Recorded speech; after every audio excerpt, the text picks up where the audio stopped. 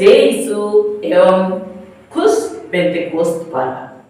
पेंतेकोस्त का पर्व को हम पवित्र आत्मा के नया अभिषेक का दिन के रूप में हम मनाते हैं, क्योंकि इसी दिन प्रेरितों को पवित्र आत्मा का नया अभिषेक मिला था। वे सामर्थ्य से भर गए थे।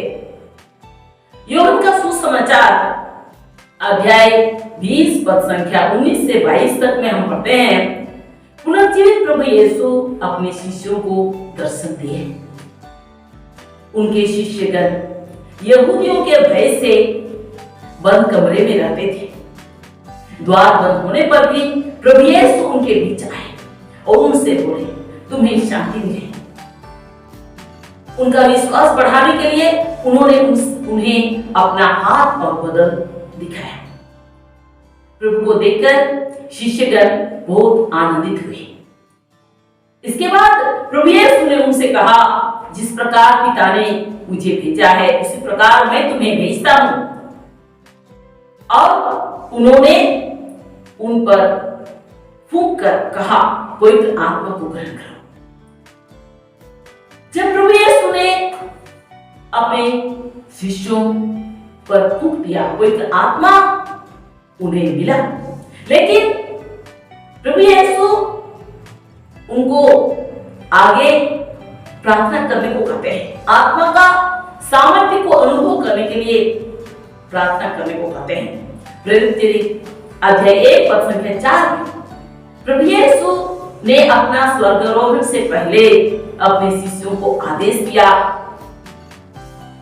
यरूशलेम न छोड़ो, बल्कि पिता ने जो प्रतिज्ञा की है उसकी प्रतीक्षा करते रहो। प्रभु यीशु का आदेश पाकर शिष्यगण सचमुच में प्रार्थना में लगे रहते थे। प्रेरित अध्याय 1 पद संख्या 14 में हम पढ़ते हैं, ये सब एक हृदय होकर नारियों ईसा की माता मरियम और भाइयों के साथ वे प्रार्थना में लगे रहते थे। और जब वे प्रार्थना में लगे हुए थे, पवित्र आत्मा उन पर उतरा, सामर्थ्य के साथ उतरा। प्रेरित अध्याय 2 पद संख्या 1 से 4 तक हम इस प्रकार पढ़ते हैं, जब पेंतेकोस्त का दिन आया और सब शिष्य एकत्रित थे, अचानक आंधी जैसी आवाज आकाश से सुनाई पड़ी और सारा घर जहां वे एकत्रित थे गूंज उठा। उन्हें एक प्रकार की आग दिखाई पड़ी जो जीभों में विभाजित होकर उनमें से हरेक के ऊपर ठहरी। वे सब पवित्र आत्मा से भर गए और पवित्र आत्मा से प्रदत्त वरदानों के अनुसार वे भिन्न भाषाएं बोलने लगे। जी हाँ प्रिय भाई और बहनों, प्रेरितों को पहले भी पवित्र आत्मा मिला था। जब प्रभु यीशु ने उन पर पवित्र आत्मा को फूंक दिया था, उनको पवित्र आत्मा मिला।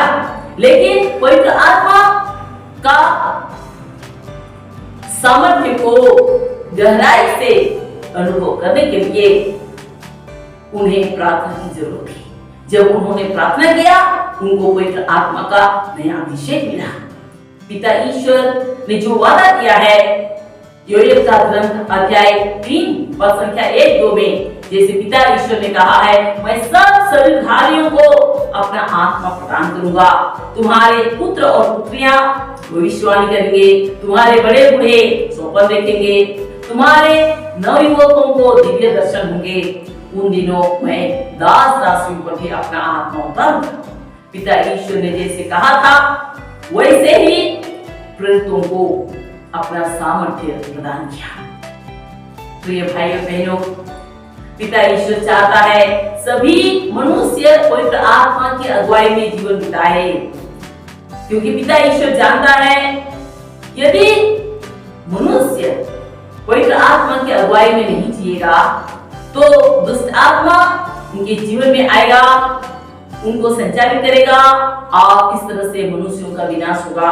इसलिए पिता ईश्वर चाहता है कि सभी मनुष्य पवित्र आत्मा की अगुवाई में जीवन जिए, और इसलिए उन्होंने वादा भी किया कि वो हर एक इंसान को, सभी मनुष्यों को पवित्र आत्मा प्रदान करेगा।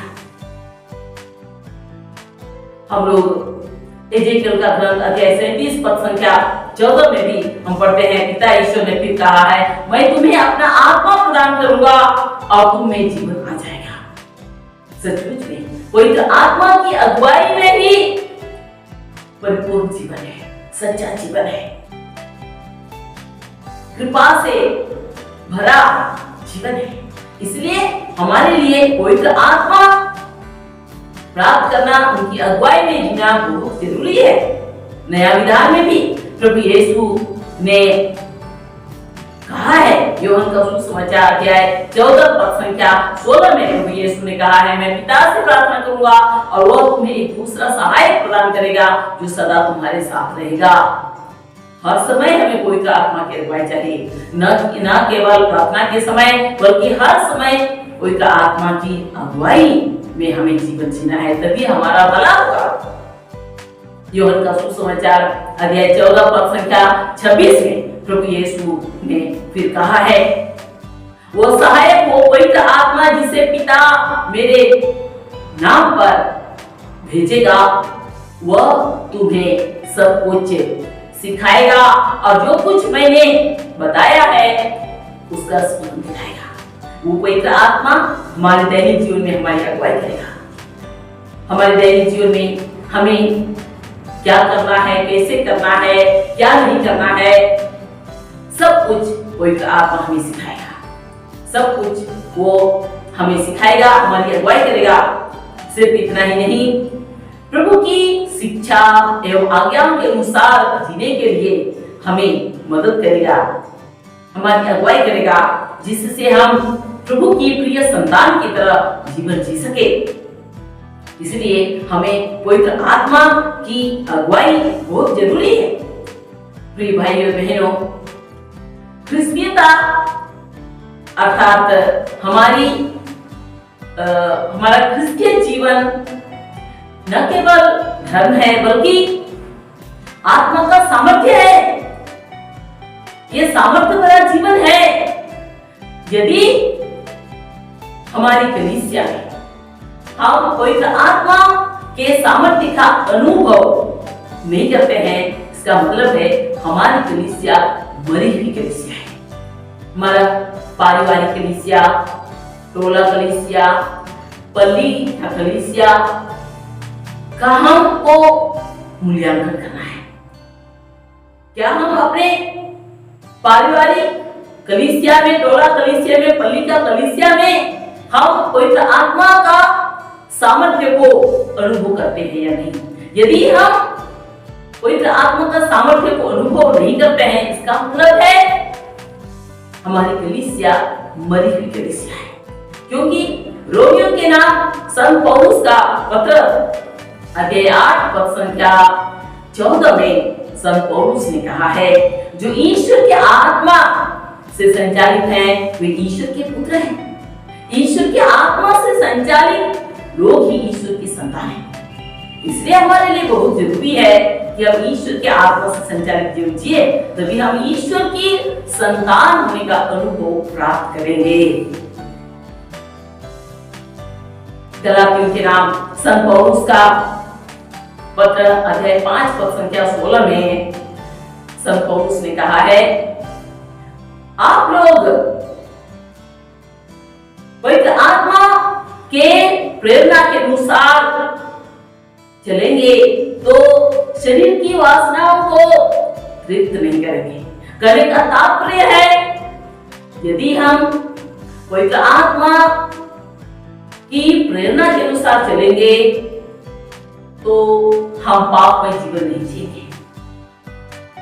आगे संत पौलुस कहता है, गलातियों के नाम पत्र अध्याय 5 पद संख्या 19 से 21 तक में संत पौलुस ने कहा है, शरीर के कुकर्म अर्थात व्यभिचार, अशुद्धता, लंपटता, मूर्ति पूजा, जादू टोना,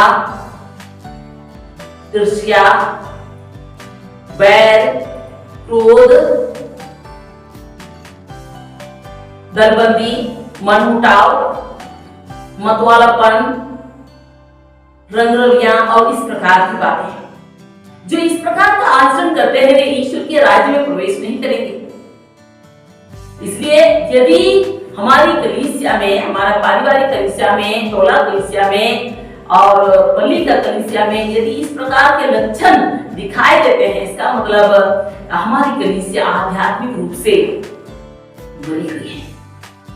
इसमें नई जान, नई स्फूर्ति लाने की जरूरत है। इसे आगे संत पौलुस ने कहा है गलातियों के नाम पत्र अध्याय 5 पद संख्या 22-23 में उन्होंने कहा है, आत्मा के फल हैं प्रेम, आनंद, शांति, सहनशीलता, मिलनसारी, दयालुता, ईमानदारी, सौम्यता और संयम।